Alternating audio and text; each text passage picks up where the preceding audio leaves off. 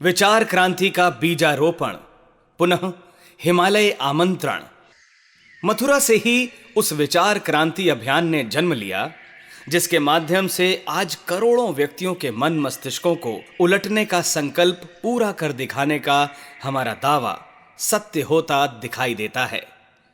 सहस्त्रकुंडी यज्ञ तो पूर्व जन्म से जुड़े उन परिजनों के समागम का एक माध्यम था जिन्हें भावी जीवन में महत्वपूर्ण भूमिका निभानी थी।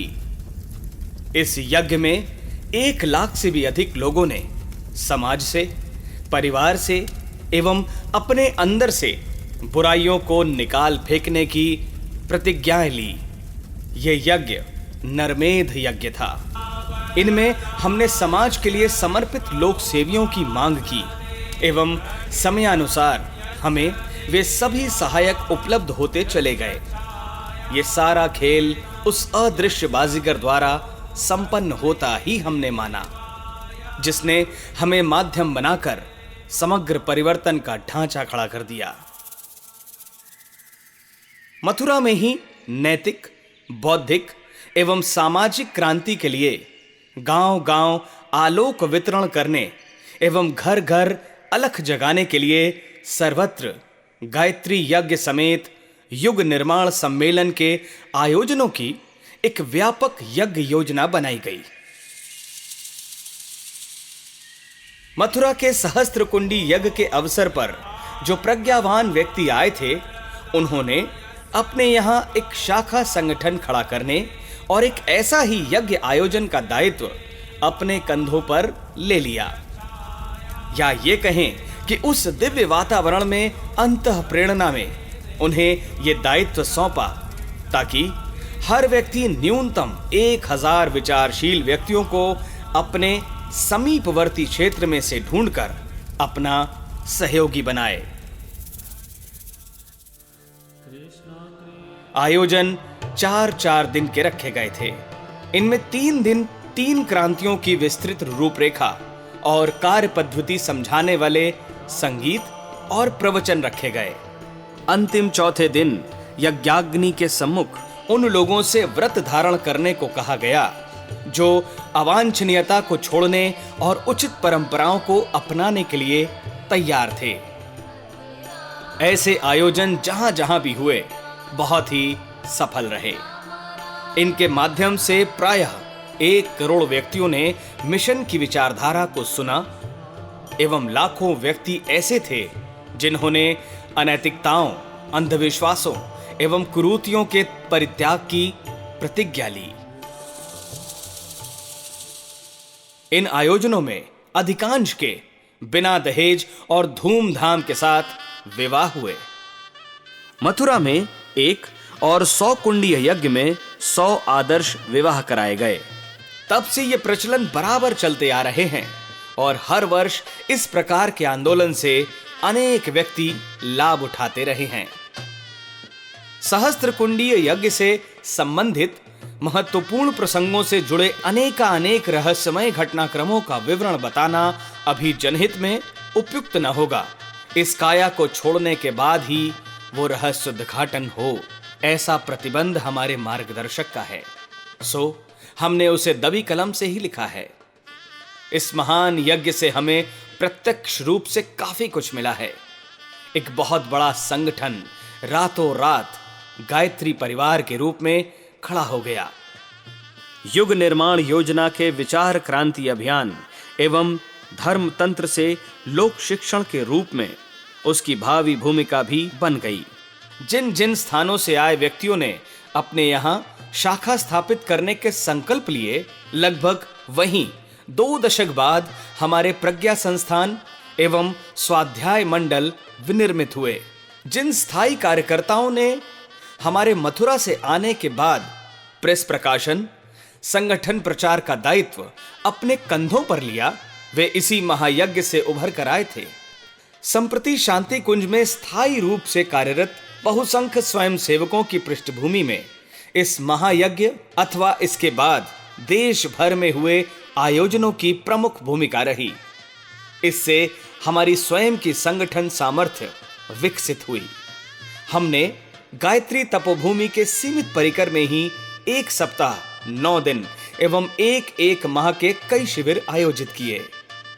आत्मोन्नति के लिए पंचकोशी साधना शिविर, स्वास्थ्य संवर्धन हेतु कायाकल्प सत्र एवं संगठन विस्तार हेतु परामर्श एवं जीवन साधना सत्र उन कुछ प्रमुख आयोजनों में से हैं जो हमने सहस्त्र एवं शतकुंडी यज्ञ के बाद मथुरा में मार्गदर्शक के निर्देशानुसार संपन्न किए। गायत्री तपोभूमि में आने वाले परिजनों से जो हमें प्यार मिला, परस्पर आत्मीयता की जो भावना विकसित हुई, उसी ने एक विशाल गायत्री परिवार को जन्म दिया। ये वही गायत्री परिवार है जिसका हर सदस्य हमें पिता के रूप में, उंगली पकड़कर चलाने वाले मार्गदर्शक के रूप में, घर परिवार मन की समस्याओं को सुलझाने वाले चिकित्सक के रूप में देखता आया है। इसी स्नेह सद्भाव के नाते हमें भी उनके यहां जाना पड़ा जो हमारे यहां आए थे। कई स्थानों पर छोटे छोटे यज्ञ आयोजन थे, कहीं सम्मेलन तो कहीं प्रबुद्ध समुदाय के बीच तर्क, तथ्य, प्रतिपादनों के आधार पर गोष्ठी आयोजन। हमने जब मथुरा छोड़कर हरिद्वार आने का निश्चय किया तो लगभग 2 वर्ष तक पूरे भारत का दौरा करना पड़ा।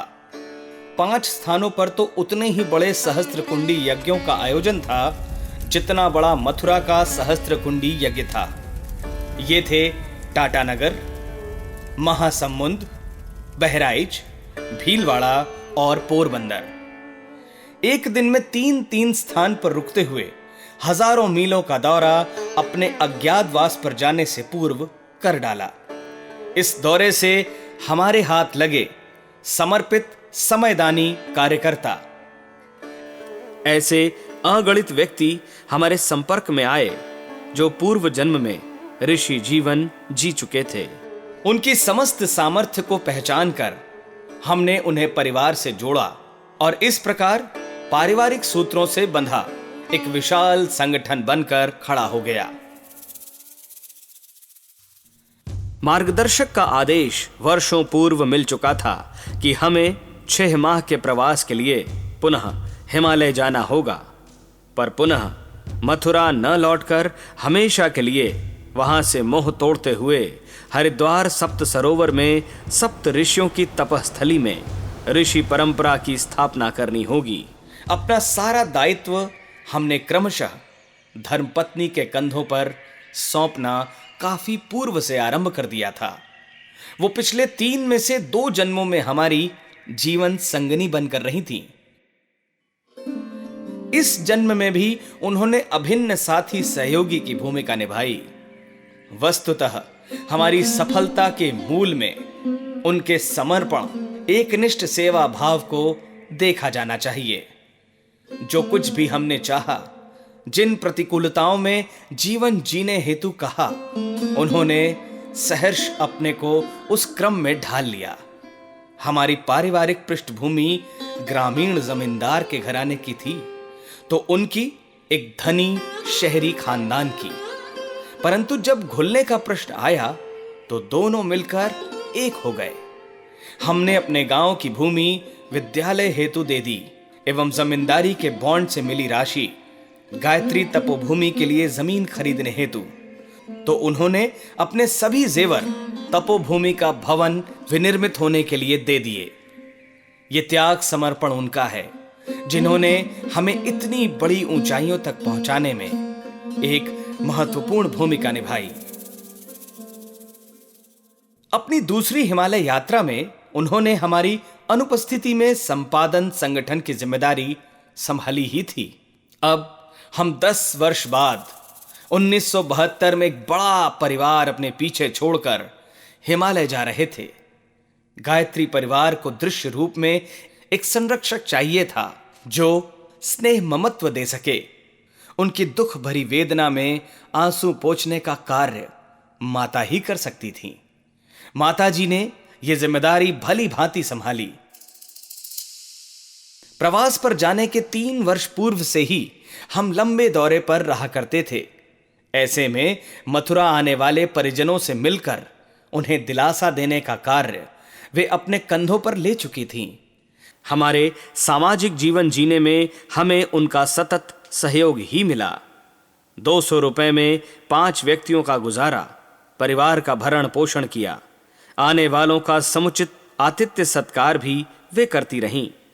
किसी को निराश नहीं लौटने दिया।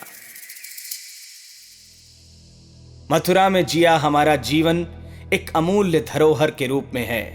इससे न केवल हमारी भावी क्रांतिकारी जीवन की नींव ढली, अपितु क्रमशः प्रत्यक्ष पीछे हटने की स्थिति में दायित्व संभाल सकने वाले मजबूत कंधों वाले नर्तत्व भी हाथ लगे। हमारे YouTube चैनल शांति कुंज वीडियो गायत्री परिवार को सब्सक्राइब करें एवं बेल आइकन जरूर दबाएं ताकि गायत्री परिवार की विभिन्न गतिविधियों की जानकारी आपको मिलती रहे।